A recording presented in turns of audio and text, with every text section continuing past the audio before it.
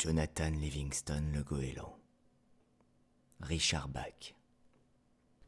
À ce Jonathan le goéland qui sommeille en chacun de nous. Première partie. C'était le matin, et l'or d'un soleil tout neuf tremblait sur les rides d'une mer paisible. À une encablure du rivage, le bateau de pêche, relevant ses filets, invitait au petit déjeuner, et son appel transmis dans les airs attira 1000 goélands virevoltant et se disputant les débris de poissons. Une nouvelle journée de labeur commençait ainsi. Mais, seul, loin du bateau et du rivage, Jonathan Livingston le goéland s'exerçait. À une trentaine de mètres d'altitude, il abaissait ses pattes palmées, relevait son bec et s'efforçait douloureusement d'imprimer à ses ailes une plus forte cambrure. Cette cambrure freinait son vol. Il se sentait ralentir jusqu'à ce que, sur sa tête, le vent ne fût plus qu'un léger souffle et que là, en bas, sous lui, s'immobilise l'océan. Les yeux à demi fermés, retenant sa respiration, se concentrant furieusement, il s'efforçait d'incurver ses ailes un peu plus encore. Puis la perte de vitesse ébouriffait ses plumes, il décrochait et tombait. Les goélands, nous le savons tous, n'ont jamais la moindre défaillance en vol. Ils ne connaissent pas la perte de vitesse. Tomber des airs, toute sustentation enfuie, c'est pour eux la honte, c'est pour eux le déshonneur. Mais Jonathan Livingston le goéland, sans la moindre vergogne, tordant à nouveau ses ailes, les cambrait en frémissant, ralentissant pour s'effondrer encore en perte de vitesse. Jonathan Livingston le goéland n'était certes pas un oiseau ordinaire.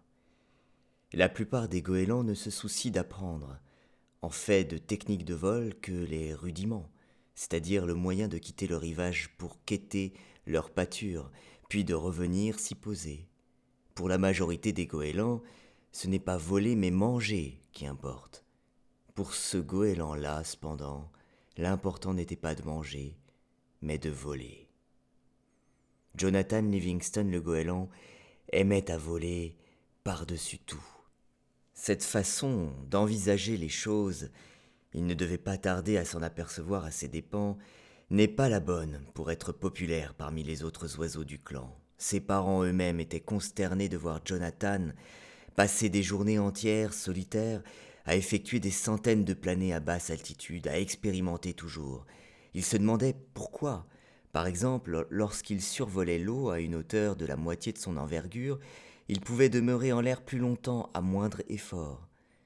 Ces planées ne se terminaient pas par l'habituel éclaboussement que provoque sur la mer l'impact des pattes abaissées, mais par un long sillage plat lorsqu'il touchait la surface, pattes escamotées. Quand il se mit au milieu de la plage à atterrir sur le ventre, puis à mesurer, à pas compter, la longueur de la glissade sur le sable, ses parents furent vraiment plongés dans la consternation. « Mais John !» lui demanda sa mère. « Pourquoi ? Mais pourquoi t'est-il donc si difficile, John, d'être comme tous les autres membres de la communauté ? Ne peux-tu pas laisser le vol en rase-motte aux pélicans et aux albatros ? Pourquoi ne manges-tu pas, fiston ? Tu n'as plus que la plume et les os. Maman, cela m'est égal de n'avoir que la plume et les os. Ce que je veux, c'est savoir ce qu'il m'est possible et ce qu'il ne m'est pas possible de faire dans les airs.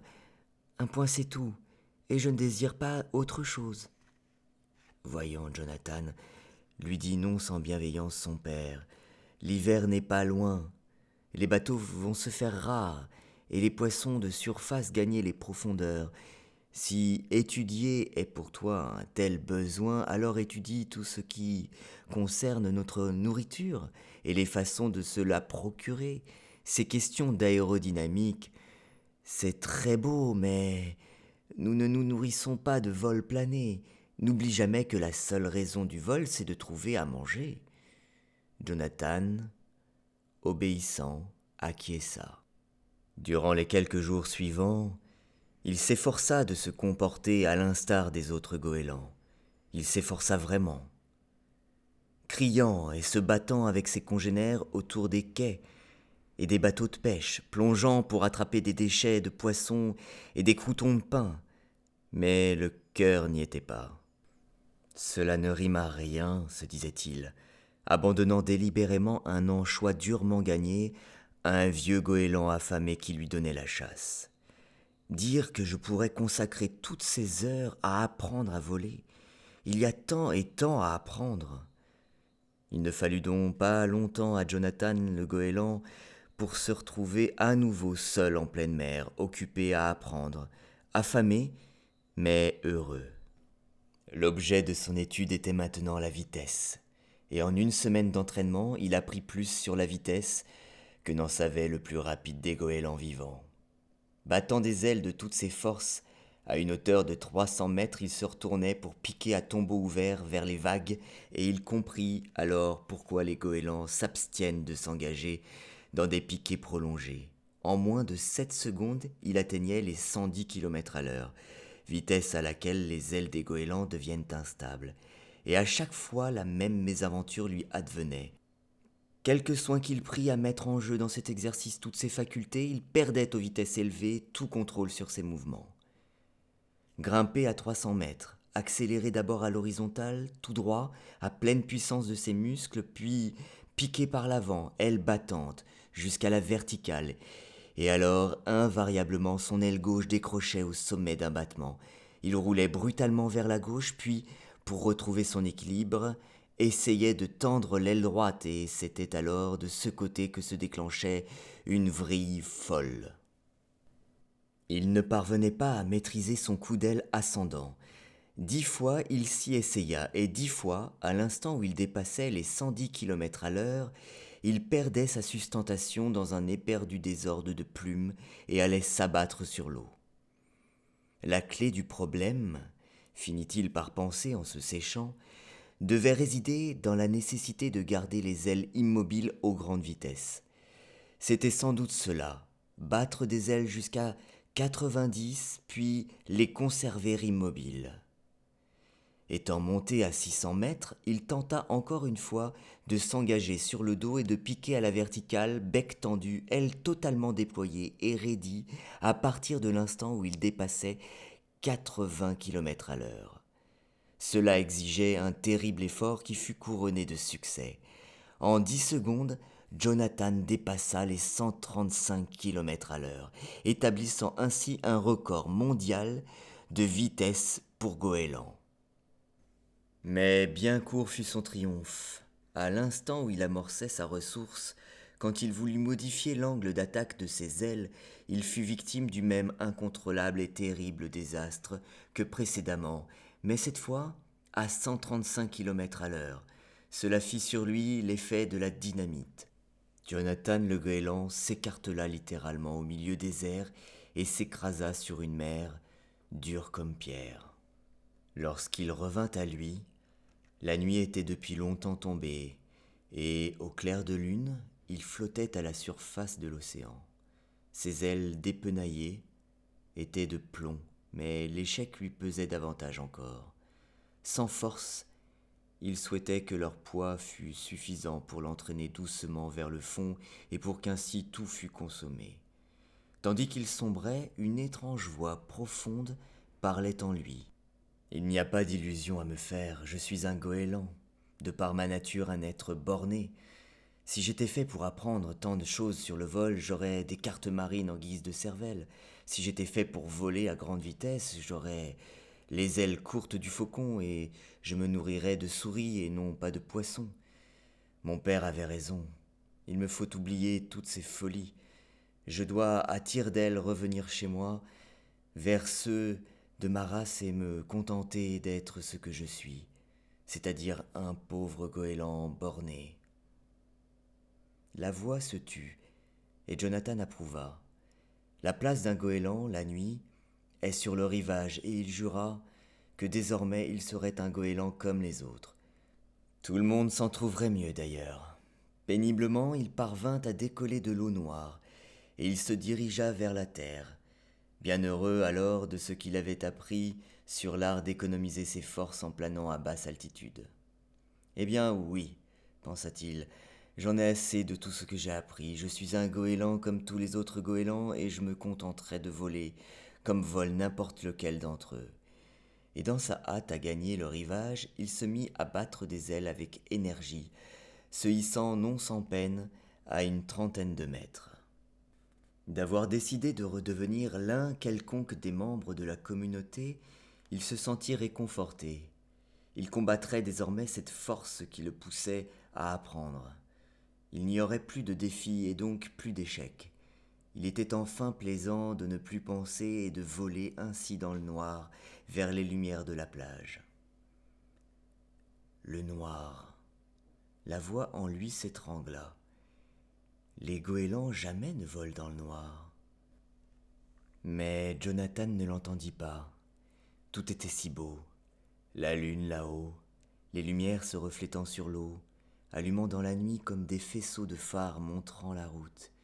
Tout était si paisible et si silencieux.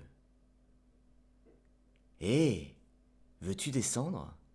Ne sais-tu pas que les goélands ne volent jamais dans le noir ? Si tu étais fait pour voler dans le noir, tu aurais les yeux de la chouette, tu aurais des cartes marines en guise de cervelle, tu aurais les ailes courtes du faucon. Et soudain, là, dans la nuit, à 30 mètres de la surface des flots, Jonathan Livingston le goéland sursauta. Sa souffrance était oubliée. Ses sages résolutions s'évanouirent. Évidemment, des ailes courtes de faucon. Voilà la solution, j'étais stupide. Tout ce dont j'ai besoin, c'est d'une aile minuscule. Tout ce qu'il me faut faire, c'est replier la plus grande partie de mes ailes et ne voler qu'avec l'aide des seules extrémités. Des ailes courtes. Il se hissa derechef à 600 mètres au-dessus de l'océan sombre et sans se laisser arrêter un seul instant par l'éventualité d'un échec ou même de la mort, il plaqua, serré contre son corps, la partie antérieure de ses ailes, n'opposant à l'air que la mince lame de ses rémiges, et piqua à la verticale vers les flots. Le mugissement du vent devint monstrueux dans ses oreilles.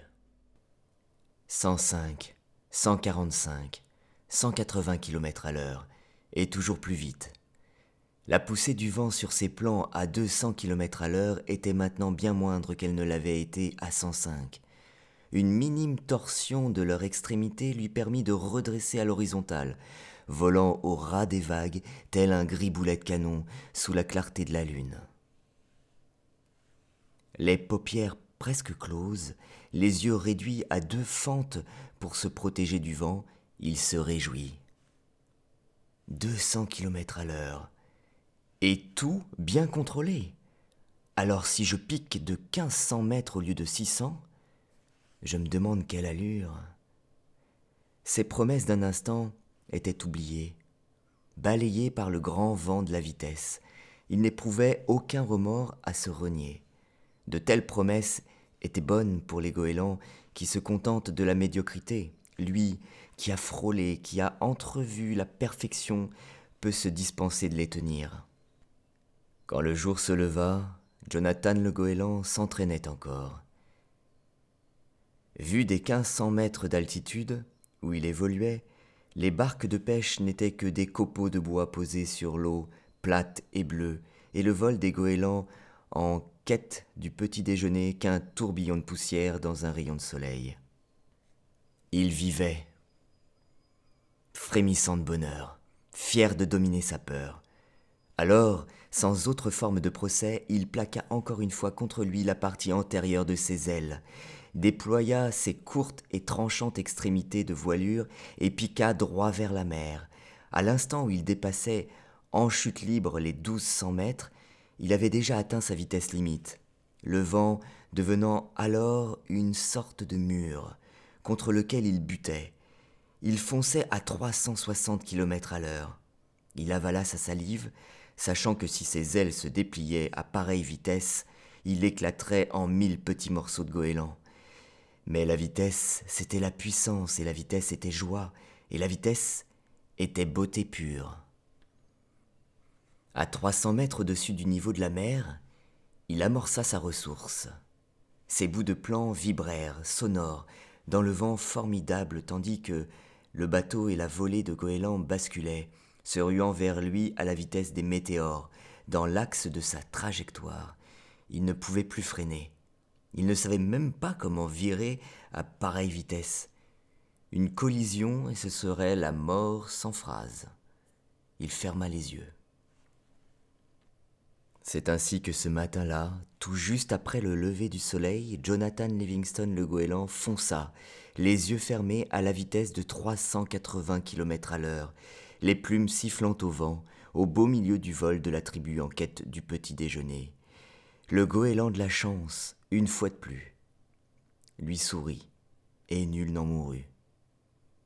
Le temps de relever son bec droit vers le ciel, et il montait encore à 140 km à l'heure. Lorsqu'il eut ralenti à 30 et qu'il put enfin redéployer ses ailes, le bateau, à 1200 mètres au-dessous de lui, n'était qu'une miette de pain flottant sur la mer. Ses pensées étaient triomphales. La vitesse limite. Un goéland volant à 360 km à l'heure. Quel exploit! Quelle percée vers l'avenir! C'était sans nul doute le plus grand événement de l'histoire de la communauté des goélands. Et dès lors, une nouvelle ère s'ouvrirait pour Jonathan le goéland. Revenu à sa zone solitaire d'entraînement, il replia ses ailes pour repartir en piqué d'une hauteur de 2400 mètres et se mit immédiatement à chercher comment virer. Une seule rémige, découvrit-il, déplacée d'une fraction de centimètre lors d'un vol à très grande vitesse permettait un virage souple et majestueux. Avant toutefois de le constater, il remarqua qu'aux vitesses extrêmes, plusieurs plumes dressées simultanément le faisaient tournoyer comme une balle de fusil. Jonathan venait de réussir la première acrobatie aérienne de toute l'histoire terrestre des goélands. Il ne perdit pas son temps ce jour-là à causer avec les autres goélands, mais il vola au-delà du coucher du soleil. Il découvrit le looping, le tonneau lent, le tonneau à facettes, la vrille inversée, la cabriole de la mouette, la roue. Lorsque Jonathan le goéland rejoignit les siens sur le rivage, il faisait nuit noire. Il éprouvait des vertiges. Et il était terriblement las. Malgré cela, dans sa joie, il effectua à l'atterrissage un dernier looping suivi d'un tonneau déclenché juste avant de se poser. Quand ils apprendraient ce qu'il avait réalisé, les exploits qu'il avait accomplis, pensait-il, les goélands seraient fous de joie.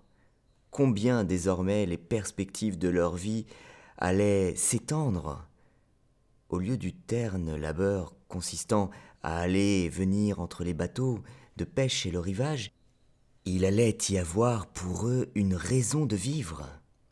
Désormais, ils pourraient sortir de leur ignorance, se révéler des créatures pleines de noblesse, d'habileté et d'intelligence. Être libre, apprendre à voler, apprendre à voler. Les années à venir vrombissaient et rayonnaient de promesses. Au moment où il atterrit, les goélands étaient assemblés en grand conseil, et semblait-il se trouvaient ainsi depuis un certain temps. En fait, ils l'attendaient. Jonathan Livingston le goéland, veuille te placer debout au centre de l'assemblée. La voix de l'ancien, alors qu'il clamait ces paroles, était hautement cérémonieuse. Être invité à se tenir debout au centre de l'assemblée ne pouvait signifier que grande honte ou grand honneur. Le cercle de l'honneur était, pour les goélands, le mode traditionnel pour désigner les chefs de rang élevés. Bien sûr, se dit-il, c'est la volée de goélands que j'ai rencontrés ce matin, qui ont assisté au grand exploit et l'ont raconté. Mais je ne veux aucun honneur. Je n'ai aucune envie de devenir un chef, je veux seulement partager ma découverte, montrer ces horizons qui s'ouvrent à nous. Il s'avança. Jonathan Livingston le goéland, dit l'ancien, en signe de honte, tiens-toi debout au centre de l'assemblée, bien à la vue de tous les goélands, tes semblables. » Ce fut comme si on l'eût frappé d'un coup de massue. Ses pattes flageolèrent, ses plumes retombèrent, un grand bruit lui emplit les oreilles. Placé au centre en signe de honte, impossible. Et le grand exploit, ils ne comprennent rien. Ils commettent une terrible erreur. Pour sa totale absence de sens des responsabilités, continuait la voix pompeuse, l'amenant à bafouer la traditionnelle dignité de la famille des goélands. Être placé au centre en signe de honte, cela voulait dire qu'il allait être mis au banc de la société des goélands, exilé, condamné à mener une vie solitaire sur les falaises lointaines. Un jour, Jonathan Livingston le goéland, tu apprendras que l'irresponsabilité ne paie pas. La vie, c'est peut-être pour toi l'inconnu et l'insondable, mais nous sommes mis au monde pour manger et pour demeurer vivants aussi longtemps que possible.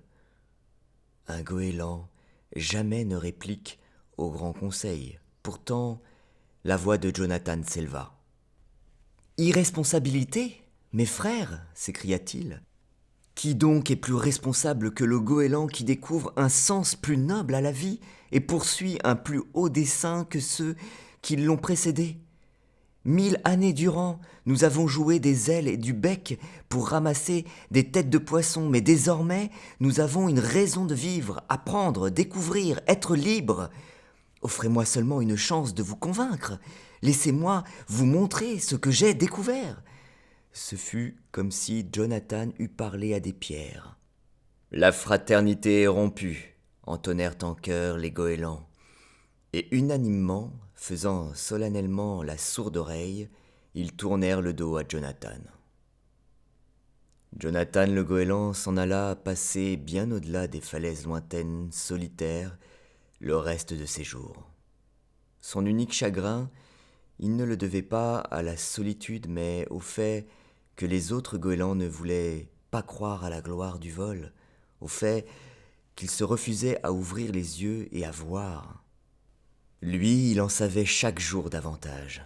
Il apprit qu'un piqué vertical à grande vitesse pouvait l'amener à découvrir les rares et savoureux poissons qui nagent à 3 mètres au-dessous de la surface de l'océan. Pour survivre, il n'avait plus besoin des bateaux de pêche et de leurs pains rassis. Il apprit à dormir dans les airs. Il prenait un cap à la tombée de la nuit, par le travers du vent de terre, et pouvait, entre le crépuscule et l'aube, parcourir quelques 150 kilomètres, sans se départir d'une complète maîtrise de soi. Il traversait en grimpant à tire-d'aile les épais brouillards marins, les survolait en des cieux baignés d'une éblouissante clarté, alors que tous les autres goélands restaient cloués au sol dans la brume et la pluie. Il apprit à se laisser porter par les vents ascendant bien loin vers l'intérieur des terres, où il pouvait se repaître de délicats insectes. Ce qu'il avait autrefois souhaité pour la communauté, il le conquérait maintenant pour lui seul. Il apprenait à voler et ne trouvait pas trop élevé le prix payé. Jonathan le goéland comprit que l'ennui, la peur et la colère sont les raisons pour lesquelles la vie des goélands est si brève, et les ayant chassés de ses pensées, il vivait pleinement une existence prolongée et belle. C'est un soir qu'ils arrivèrent, rencontrant Jonathan qui planait serein et solitaire dans son ciel bien-aimé. Les 2 goélands qui apparurent à toucher ses ailes étaient purs comme la lumière des étoiles, et l'aura qui émanait d'eux, dans l'air de la nuit profonde, était douce et amicale. Mais plus merveilleuse que tout au monde était la grâce avec laquelle ils volaient, leurs rémiges ramant avec précision et régularité à 3 centimètres des siennes. Sans mot dire, Jonathan voulut les éprouver. Et cette épreuve, aucun goéland ne l'avait jamais passée. Il cambra ses ailes, ralentissant jusqu'à la limite de la perte de vitesse. Les 2 oiseaux, radieux, ralentirent avec lui, en souplesse, ailes encastrées dans les siennes. Il n'ignorait donc rien du vol lent. Il replia alors ses ailes et partit en piqué à 200 km à l'heure. Ils piquèrent avec lui en formation impeccable. Finalement, il convertit la vitesse de sa chute libre en une chandelle qui lui permit d'enrouler un long tonneau lent vertical. ils exécutèrent le tonneau avec lui en se jouant. Jonathan se remit à voler en palier, demeurant un bon moment silencieux. « Fort bien, dit-il enfin. Qui êtes-vous ? » ?»« Nous sommes les tiens, Jonathan. Nous sommes tes frères, répondirent-ils avec assurance et calme. Nous sommes venus te chercher pour te mener plus haut encore, pour te guider vers ta patrie. De patrie, je n'en ai point. Les miens, je les ignore. Je suis un exclu. Tenez, vous voyez bien, nous volons à la crête des grandes ondes de la montagne, encore quelques dizaines de mètres d'altitude, et il me faudra renoncer à hisser plus haut ma vieille carcasse. Mais non, Jonathan, tu peux t'élever davantage encore, car tu as voulu apprendre. Ton apprentissage élémentaire est terminé, et il est temps pour toi de passer à une autre école.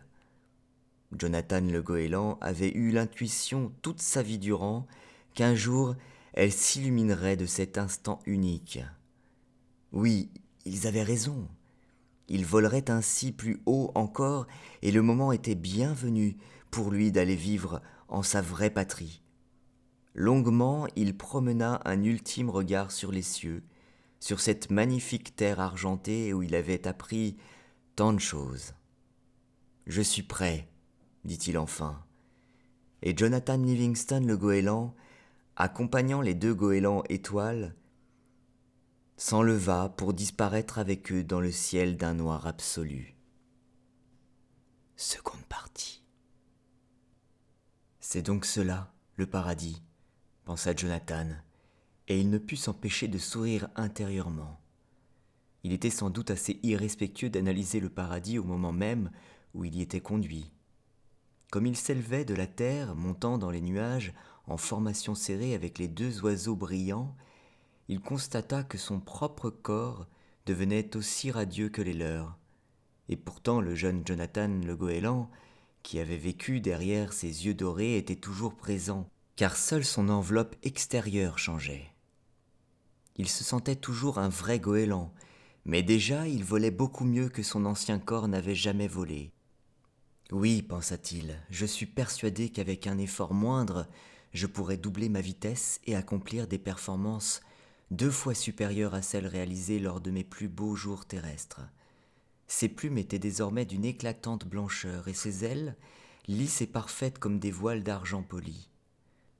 Heureux, il se mit à étudier leurs réactions afin d'en utiliser au mieux les forces nouvelles. À 380 km à l'heure, il sentit qu'il approchait de la vitesse maximale de son vol en palier. À 400, il estima qu'il était impossible d'aller plus vite. Il en fut un peu chagrin.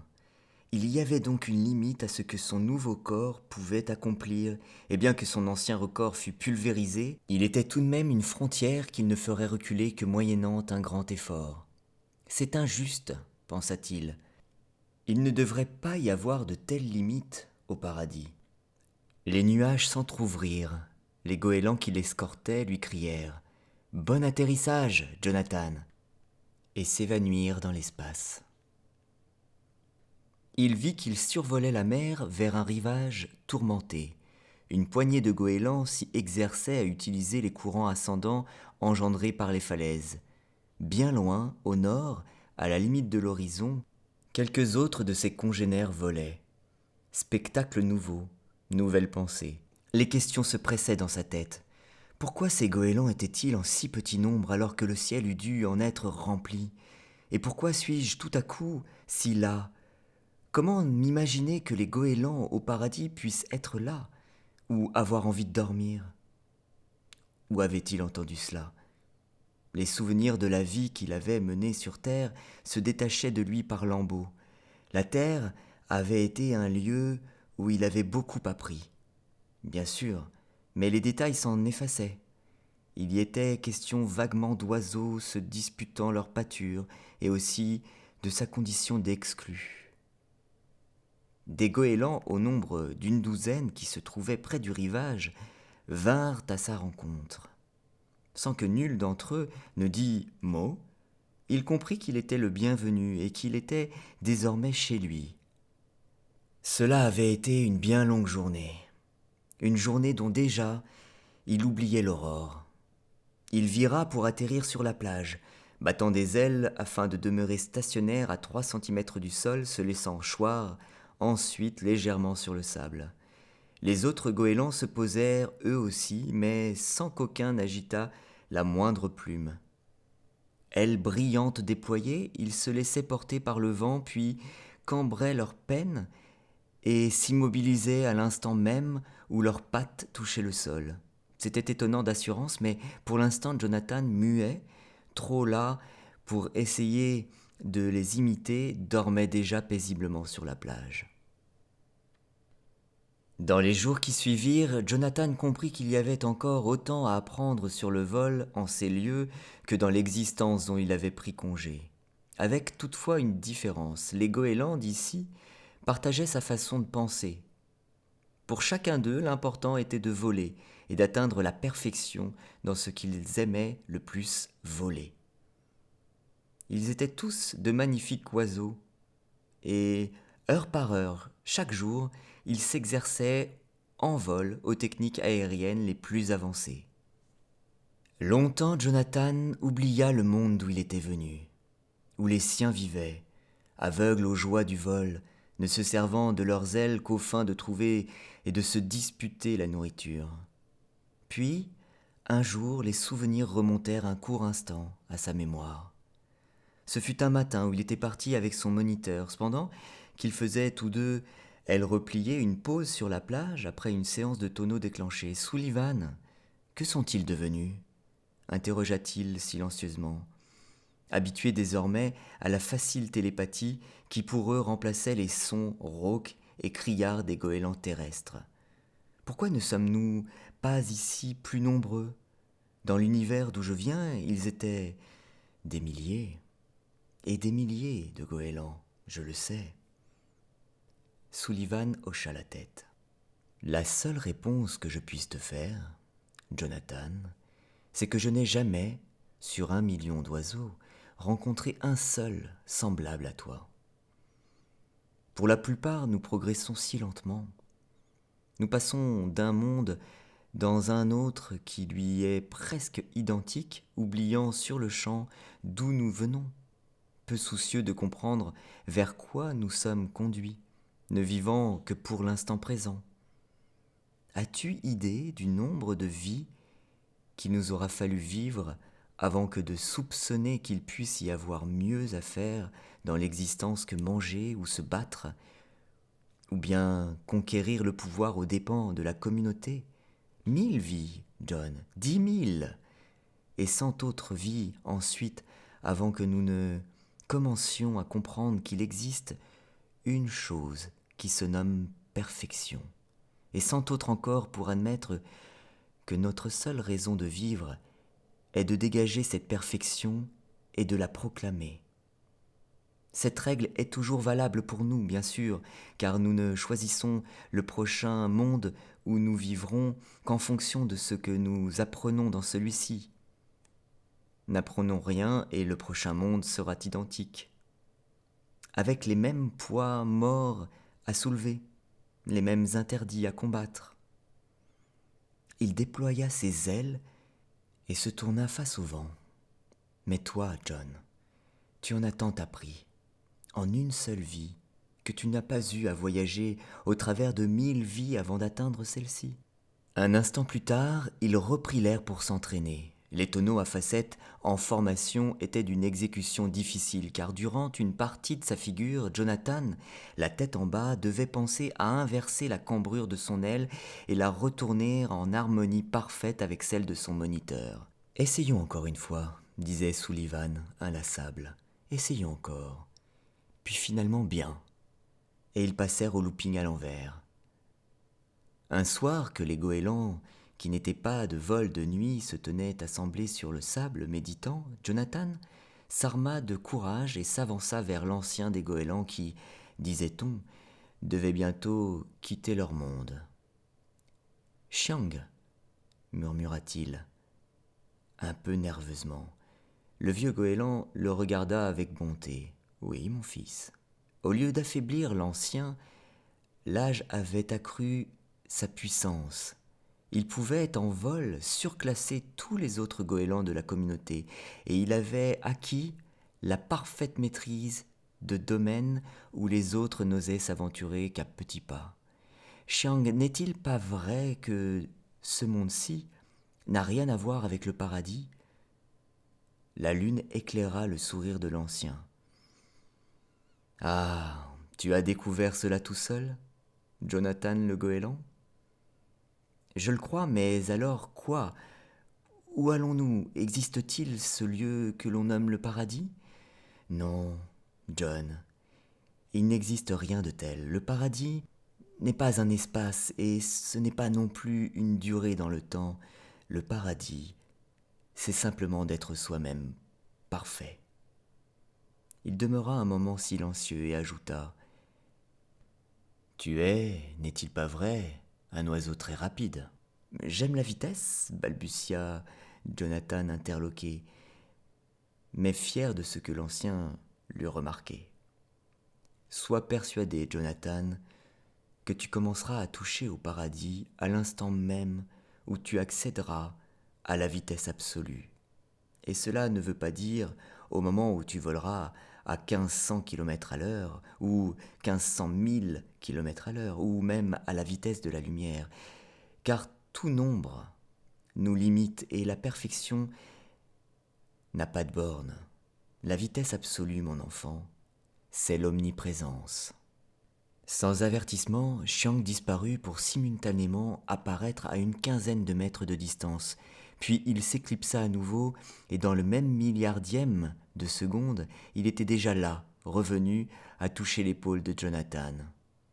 Tu verras, cela peut être assez drôle. Jonathan fut si éberlué de ce qu'il venait de voir qu'il en oublia de poser ses questions à propos du paradis. Comment faites-vous cela?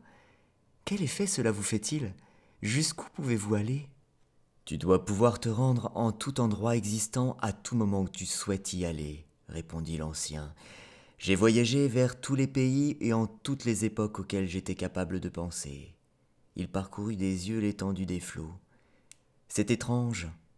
Les goélands qui, par amour du voyage, méprisent la perfection, ne vont lentement nulle part. Ceux qui, par amour de la perfection, oublient le voyage, peuvent instantanément aller n'importe où.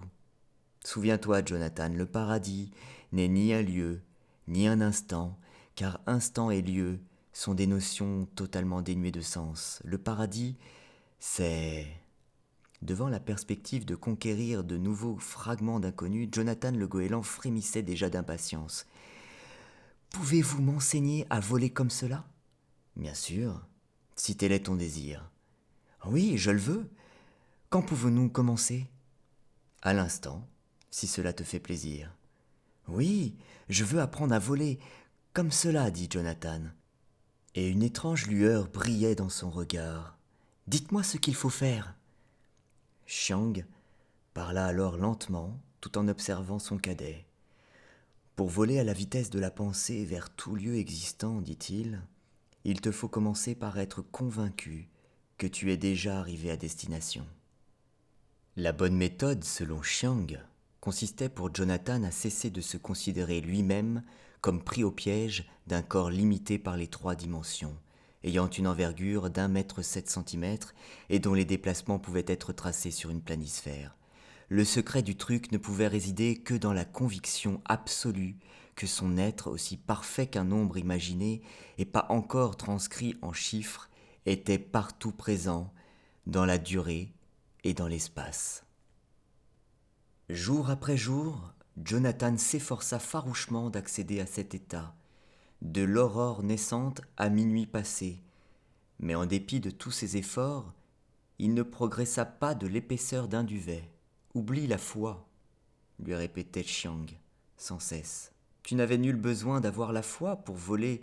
Tout ce qu'il te fallait, c'était comprendre le vol, ce qui d'ailleurs signifie exactement la même chose. Va, essaie encore. Puis un beau jour, posé sur le rivage, Jonathan, fermant les yeux et se concentrant, eut la révélation subite de ce que Chiang voulait dire. « Mais oui, c'est vrai, je suis un goéland parfait et sans limite. Il en ressentit un grand choc joyeux. Bravo, dit Chiang, triomphant. Quand Jonathan ouvrit les yeux, il se retrouva seul avec l'ancien sur un rivage différent. Un rivage où les arbres poussaient jusqu'au bord des flots, sous un ciel où gravitaient, jaunes, 2 soleils jumeaux. Tu as enfin saisi le principe, dit Chiang, mais tu verras que la maîtrise totale demande plus de travail. Jonathan était stupéfait. Où sommes-nous demanda-t-il, sans se laisser impressionner le moins du monde par l'étrange environnement. L'ancien balaya d'un geste la question de son disciple.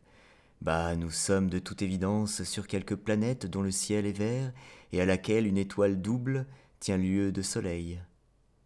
Jonathan poussa un cri de victoire, qui était aussi le premier son émis par lui depuis qu'il avait quitté la terre. « Ça marche!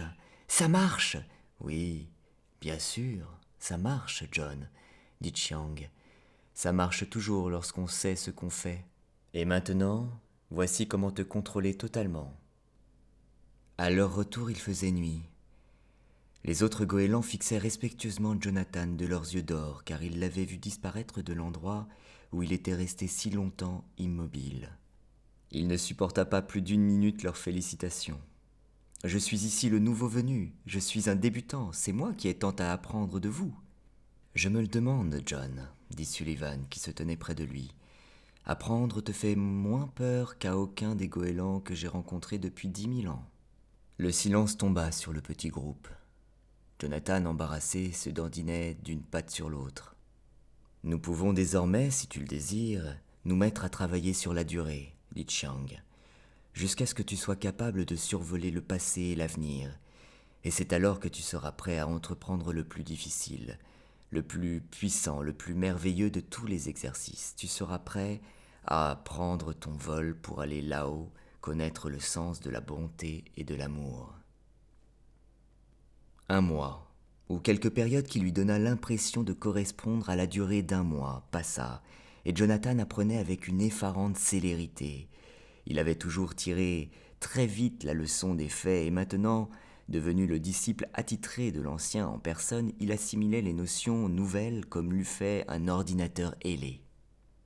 Vint alors le jour où Chiang disparut. Il conversait tranquillement avec tous, les exhortant à ne jamais mettre fin à leur poursuite de la connaissance, à leur entraînement physique, à leur effort, en vue de comprendre le principe invisible de toute vie parfaite. Alors qu'il parlait, ses plumes devinrent de plus en plus étincelantes, jusqu'à ce que l'éblouissement fût tel que tous les goélands baissèrent les yeux. « Jonathan, et ce furent là ses dernières paroles, continue à étudier l'amour. » Lorsqu'ils purent ouvrir les yeux, Chiang n'était plus là. Au fil des jours, Jonathan se surprenait de plus en plus à penser à la terre, d'où il était venu.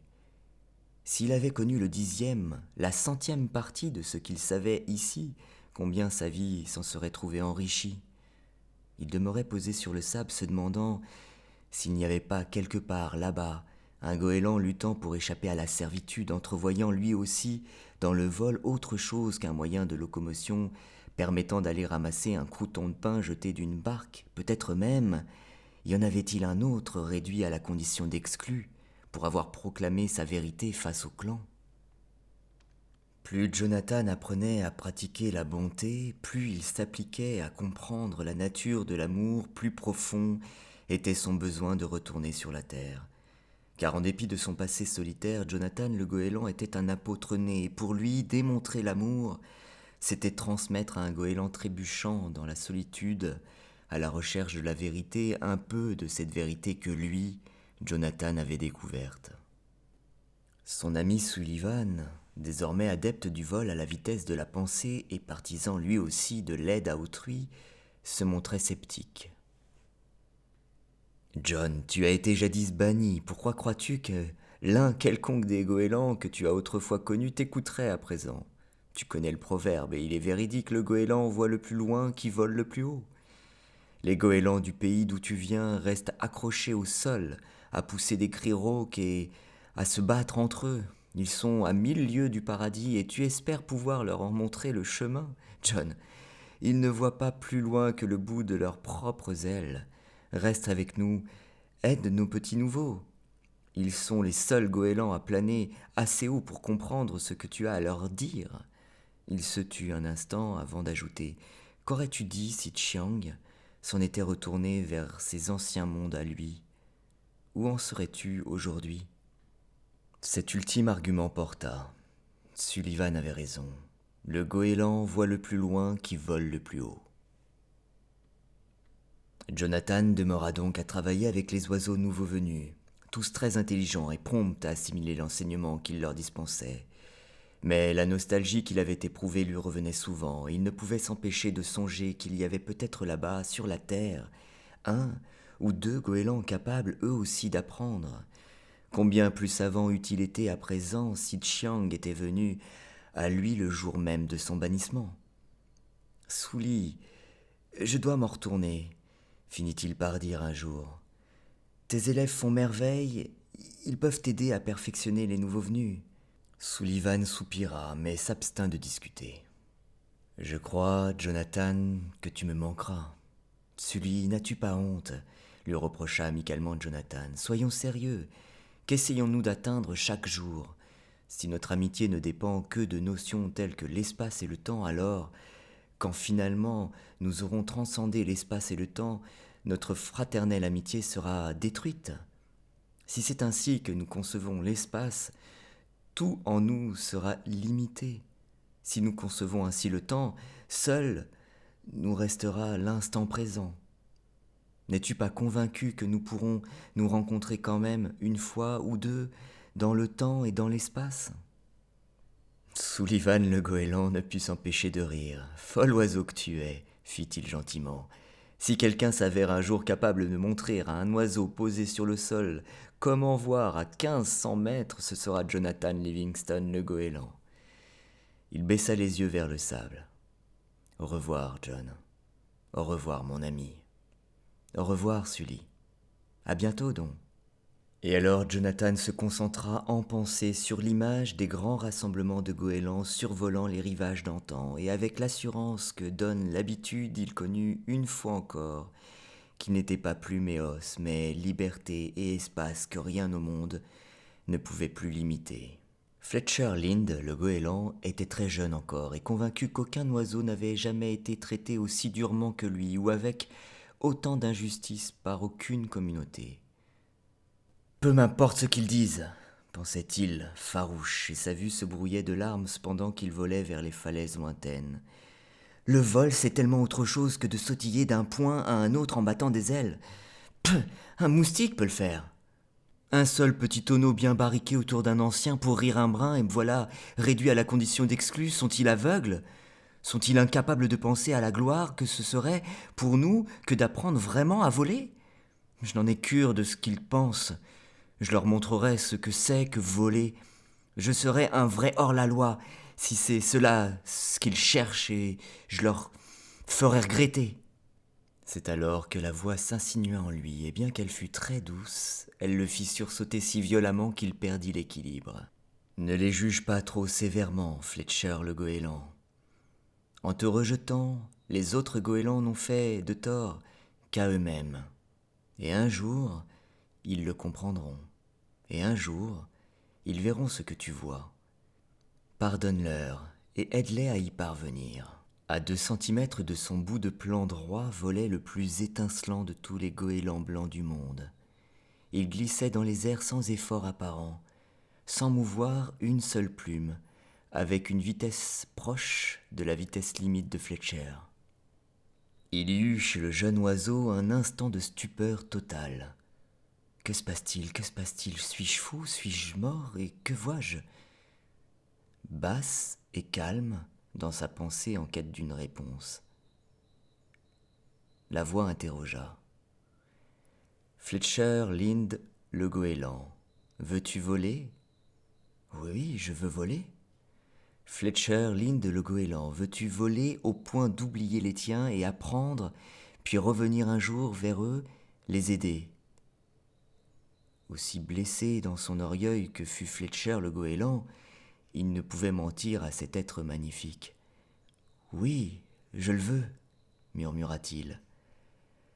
Alors Fletcher, lui dit l'être éblouissant dont la voix était empreinte de bonté, commençons par le vol en palier. Troisième partie.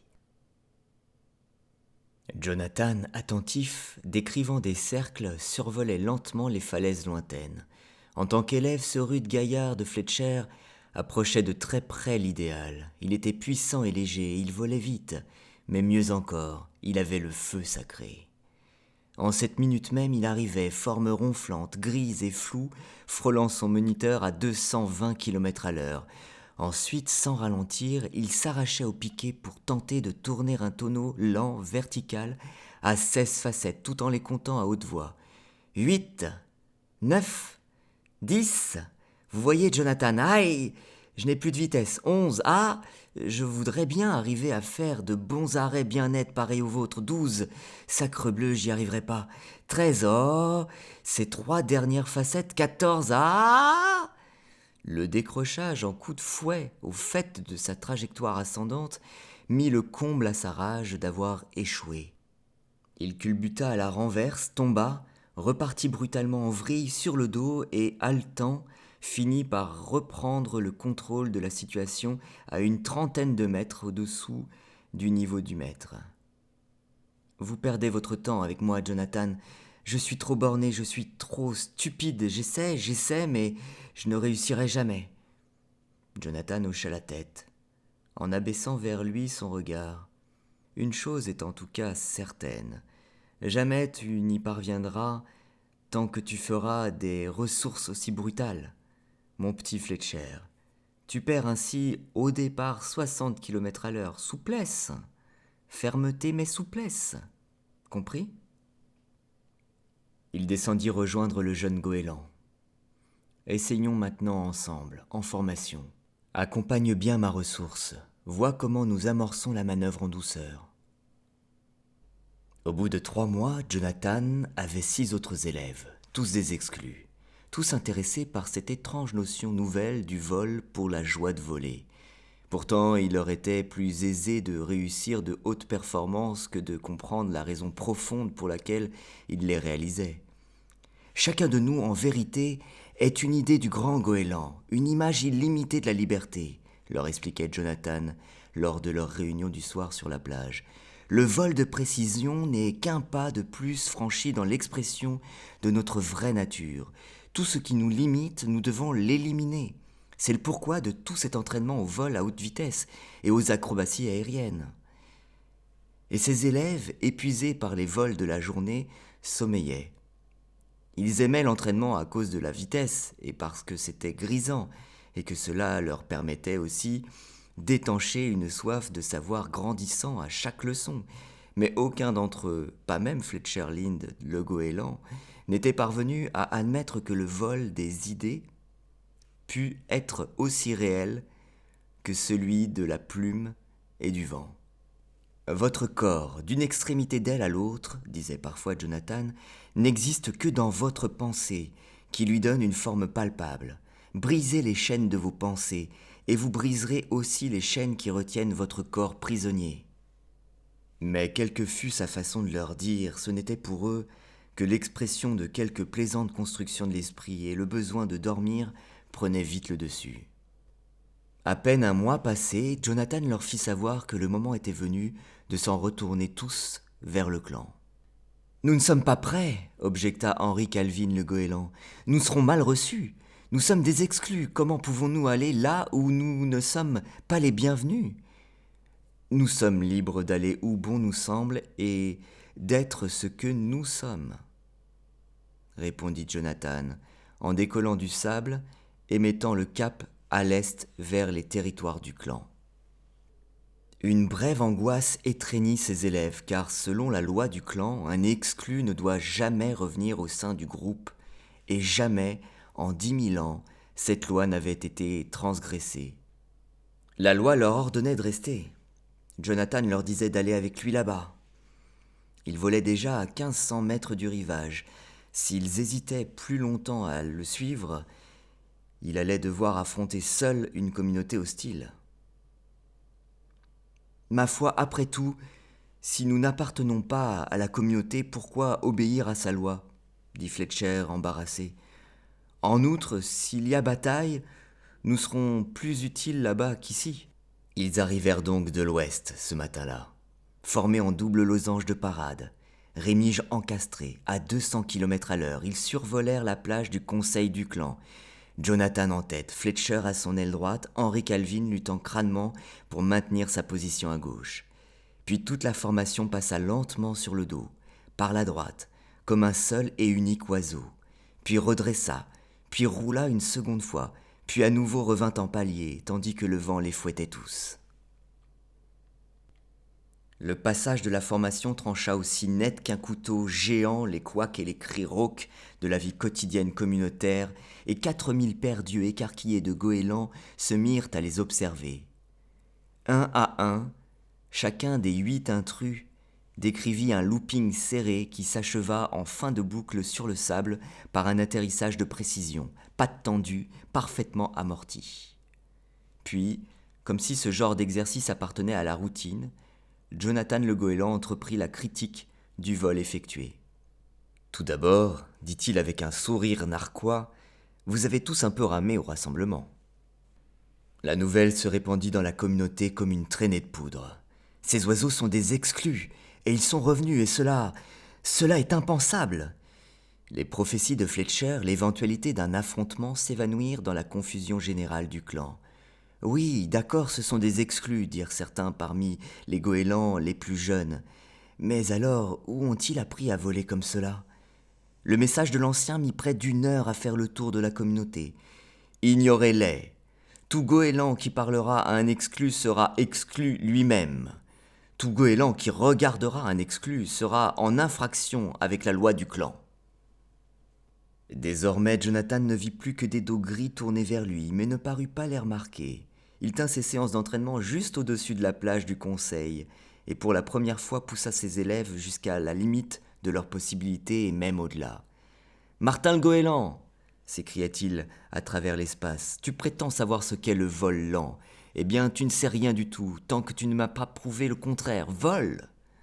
C'est ainsi que le petit Martin William le goéland, piqué au vif par les sarcasmes de son maître, s'étonnant lui-même, devint le magicien du vol lent. Dans la brise la plus légère, il parvenait à incurver ses rémiges de façon à s'élever sans un seul battement d'aile, du sable au nuage, puis à revenir à son point de départ. Charles Roland le goéland se fit porter par les ondes du grand vent de la montagne à plus de 7000 mètres d'altitude, et, bleui par le froid de l'air raréfié, redescendit, éberlué et ravi, résolu à monter plus haut encore le lendemain. De même Fletcher le goéland, qui plus que tout autre aimait la voltige, réussit son tonneau vertical à 16 facettes et le jour suivant le couronna d'un triple déclenché vertical, ses plumes blanches étincelantes aux rayons du soleil au-dessus d'une plage d'où plus d'un œil furtif l'observait. À toute heure, Jonathan, démontrant, suggérant, insistant, guidant, était là, aux côtés de chacun de ses élèves. Il volait avec eux, de nuit, dans les nuages, dans la tempête, pour l'amour de l'art, tandis que les membres du clan croupissaient misérablement au sol. Quand le vol était terminé, les élèves se détendaient sur le sable et, avec le temps, écoutaient désormais Jonathan plus attentivement. Il énonçait bien encore quelques idées folles qu'ils ne parvenaient pas à saisir, mais aussi quelques-unes excellentes qui étaient à leur portée. Petit à petit, la nuit, un second cercle commença à se former autour de celui des élèves. Un cercle de goélands curieux, attentifs, debout dans l'obscurité des heures durant, ne souhaitant ni se voir les uns les autres, ni être vus, s'éclipsant avant l'aube. Ce fut 1 mois, après le grand retour, que le premier goéland du clan passa la ligne de démarcation pour demander à apprendre à voler. Par ce geste, Terence Lovell le goéland devint un oiseau condamné, portant le stigmate des exclus, et de surcroît, le 8e élève de Jonathan. La nuit suivante, ce fut Kirk Ménard le goéland qui arriva du clan, boitillant, traînant son aile gauche sur le sable. Il s'effondra aux pieds de Jonathan. « Aidez-moi » dit-il très bas, d'une voix agonisante. « Plus que n'importe quoi, je désire voler. Alors viens, fit Jonathan, monte avec moi bien loin de la terre, et nous allons tout de suite essayer. Mais mon aile, vous ne comprenez pas, mon aile est paralysée. Ménard le goéland, tu es libre d'être à l'instant toi-même, vraiment toi-même, et rien ne saurait t'en empêcher. Ainsi dit la loi du grand goéland, qui est fondamentale. Vous voulez dire que je suis capable de voler quand même? Je dis que tu es libre. En moins de temps qu'il n'en faut pour l'écrire, Kirk Ménard, le goéland, sans effort apparent, déploya ses ailes et s'enleva dans la nuit noire. Les goélands du clan furent tirés de leur sommeil par le cri qu'il poussa à 200 mètres de hauteur, de toute la force de ses poumons. « Je vole! Écoutez tous! Je vole! Je vole !» À l'aube, ils étaient près d'1 millier d'oiseaux à faire cercle autour du petit groupe des élèves, et ils observaient Ménard avec curiosité. Ils ne se souciaient plus d'être vus ou non, et ils écoutèrent Jonathan le goéland en s'efforçant de le comprendre. Il parla de choses fort simples, disant qu'il appartient à un goéland de voler, que la liberté est dans la nature même de son être, que tout ce qui entrave cette liberté doit être rejeté, qu'il s'agisse d'un rite, d'une superstition ou d'un quelconque interdit. « Rejeté » demanda une voix partant de la multitude. « Rejeté même s'il s'agit en l'occurrence de la loi du clan ?» La seule loi digne de ce nom est celle qui montre le chemin de la liberté, dit Jonathan. Il n'en est point d'autre. Comment voulez-vous que nous parvenions à voler comme vous le faites, fit une autre voix. Vous êtes un voilier exceptionnel, comblé de tous les dons et d'essence divine, bien au-dessus de tous les autres oiseaux. Regardez Fletcher et Lovell et Charles Roland et Judy Lee. Sont-ils aussi des voiliers exceptionnels, comblés de tous les dons et d'essence divine ? Pas plus que vous ne l'êtes, pas plus que je ne le suis. La seule différence avec vous autres, la seule et unique différence est qu'ils ont commencé à comprendre ce qu'ils sont vraiment et qu'ils ont commencé à mettre en œuvre les moyens que la nature leur a accordés. À l'exception de Fletcher, les élèves de Jonathan se sentaient mal à l'aise car ils n'avaient pas encore bien compris que c'était là ce qu'ils faisaient eux-mêmes. Chaque jour s'accroissait la foule de ceux venant poser des questions ou admirer ou critiquer. L'on prétend au clan que si vous n'êtes pas le fils du grand goéland en personne, dit un matin Fletcher à Jonathan après l'entraînement aux vitesses de pointe, alors vous êtes 1000 années en avance sur votre temps. Jonathan soupira. C'est cela le prix du malentendu, pensa-t-il. Il fait de vous un démon ou il vous proclame Dieu. Qu'en penses-tu, Fletch? Sommes-nous en avance sur notre temps? Long silence. Bah, cette façon de voler a toujours été là, à la portée de tous, prête à être apprise par quiconque la voulait découvrir. Cela n'a rien à voir avec notre temps. Tout au plus sommes-nous peut-être en avance sur une mode, en avance sur la façon de voler de la plupart des goélands. C'est déjà quelque chose, dit Jonathan, en effectuant un tonneau qui fit un instant miroiter son ventre. C'est même beaucoup mieux que d'être en avance sur son temps. L'accident se produisit tout juste une semaine après cet entretien. Fletcher exposait les notions élémentaires du vol aux vitesses critiques à un petit groupe d'élèves nouveaux. Il venait à peine de sortir d'un piquet de 2000 mètres et il passait comme un long éclair gris à quelques centimètres au-dessus de la plage lorsqu'un bébé oiseau, qui n'en était qu'à son premier vol, traversa sa route, appelant sa mère. Ne disposant que d'une fraction de seconde pour éviter l'oisillon, Fletcher Lynn le goéland vint percuter sur sa gauche à plus de 300 km à l'heure contre un rocher de granit. Pour lui, ce fut comme si ce roc était la porte massive et solide s'ouvrant brutalement sur un autre monde. Un sursaut d'effroi, le choc et le noir au moment de l'impact, puis il se retrouva dérivant dans un très étrange ciel, sans mémoire, se ressouvenant puis oubliant à nouveau, angoissé, triste et aussi navré, terriblement navré. La voix se fit alors entendre en lui comme elle s'y était fait entendre le jour de sa première rencontre avec Jonathan Livingston le goéland. La bonne méthode, mon cher Fletcher, consiste à n'essayer de transcender nos limites que l'une après l'autre, avec patience. Nous ne devions nous attaquer à l'étude du vol à travers le roc qu'après avoir avancé encore un peu dans notre programme. Jonathan ?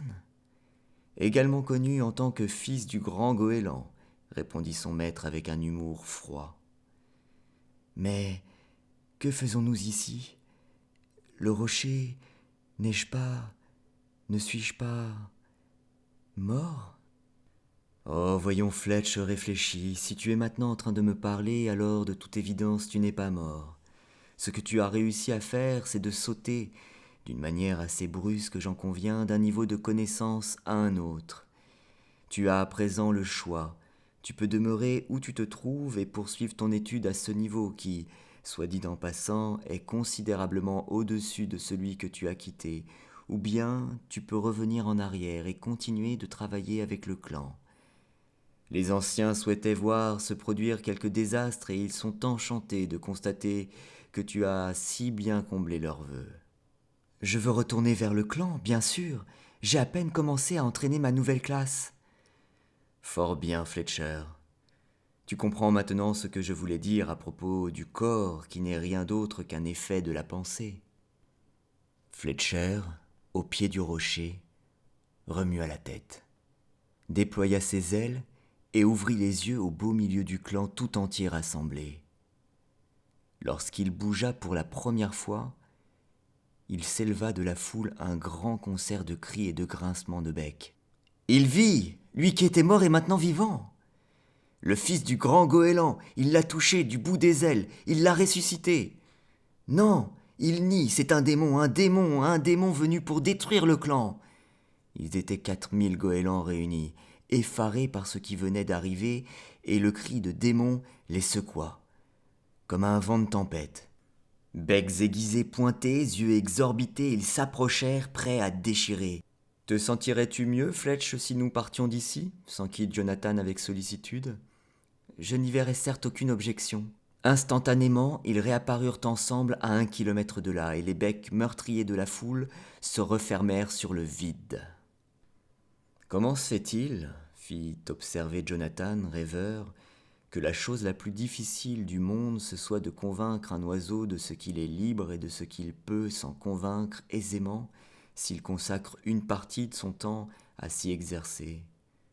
Pourquoi faut-il que cela soit si difficile ? » Les paupières de Fletcher battaient encore, ses yeux s'ajustant au nouveau décor. « Par quelle magie avons-nous été transportés ici ? Tu as voulu échapper à ces imbéciles, n'est-il pas vrai ? Oui, mais comment avez-vous ? Il en va de cela comme de toute autre chose, Fletcher. Question d'entraînement. La matinée ne s'était pas écoulée que le clan avait déjà oublié sa crise de démence, mais Fletcher, lui, n'avait pas oublié. Vous souvenez-vous, Jonathan, de ce que vous avez dit il y a bien longtemps à propos de votre amour de la communauté, assez fort pour vous pousser à retourner vers elle, l'aider à apprendre ? Oui, bien sûr. Je ne comprends pas comment vous faites pour aimer cette racaille à plumes qui vient tout juste de tenter de vous tuer. Oh, Fletch, ce n'est pas cela qu'il s'agit d'aimer. Tu n'aimes ni la haine ni le mal, c'est évident. Il faut t'efforcer à voir le goéland véritable, celui qui est bon, en chacun de tes semblables, et à les aider à le découvrir en eux-mêmes. C'est là ce que j'entends par amour. C'est au fond un bon tour à leur jouer lorsqu'on sait s'y prendre. Je me souviens par exemple d'un jeune oiseau intraitable, il s'appelait Fletcher Lind le goéland, exclu de fraîche date, prêt à lutter à mort contre le clan et qui commençait à bâtir sur les falaises lointaines son propre enfer d'amertume, et que voici aujourd'hui, échafaudant son propre paradis et qui va mener vers ce paradis toute la communauté. Fletcher se tourna vers son maître et dans son œil passa une lueur d'espoir. Moi ? Guider autrui ? Que voulez-vous dire en parlant de faire de moi le guide? Ici, c'est vous. Vous n'avez pas le droit de partir. Ah, vraiment? Ne penses-tu pas qu'il puisse y avoir d'autres clans? D'autres Fletcher qui, plus que ce clan-là et que ce Fletcher-ci, ont besoin d'un maître capable de les guider vers la lumière? Moi, mais...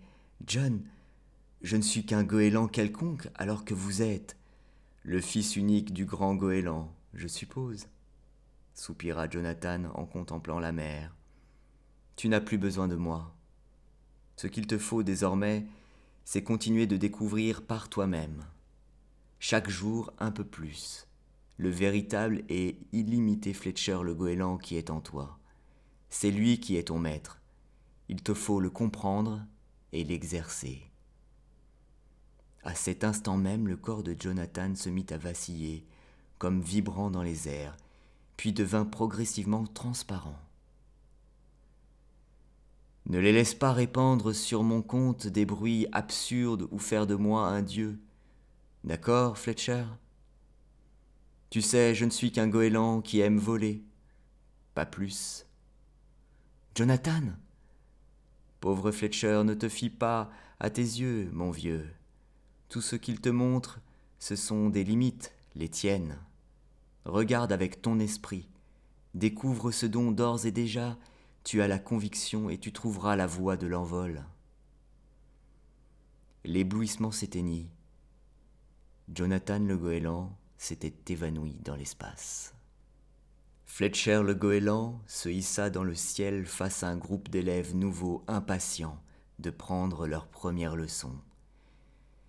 Tout d'abord, leur dit-il en appuyant sur les mots, il vous faut comprendre que le goéland n'est que l'image d'une liberté sans limite créée par le grand goéland et que votre corps perceptible, d'un bout d'aile à l'autre, n'existe que dans votre conscience. Les jeunes goélands ne purent s'empêcher d'échanger des regards sceptiques. Et bien alors, pensait-il, cela ne ressemble guère à un exposé sur les règles à observer pour réussir un looping. Fletcher comprit, soupira et reprit. Ah, fort bien, dit-il en les observant d'un œil critique. Commençons par le vol à l'horizontale. Et en disant ces mots, il comprit soudain toute l'honnêteté de son ami lorsqu'il se défendait de n'être pas plus d'essence divine que lui, Fletcher, ne l'était. Sans limite, Jonathan, pensa-t-il. Le temps alors n'est pas très éloigné où je vais pouvoir apparaître dans l'air impalpable de ta plage à toi et te sortir à propos de voltige un ou deux bons petits tours de mon sac.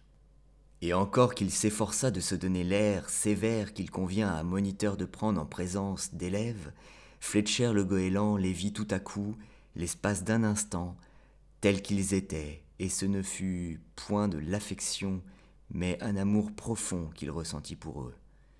Tu as raison, Jonathan. Il n'y a pas de limite, se dit-il avec le sourire. C'est ainsi que Fletcher s'engagea sur la route qui menait à la sagesse. Fin.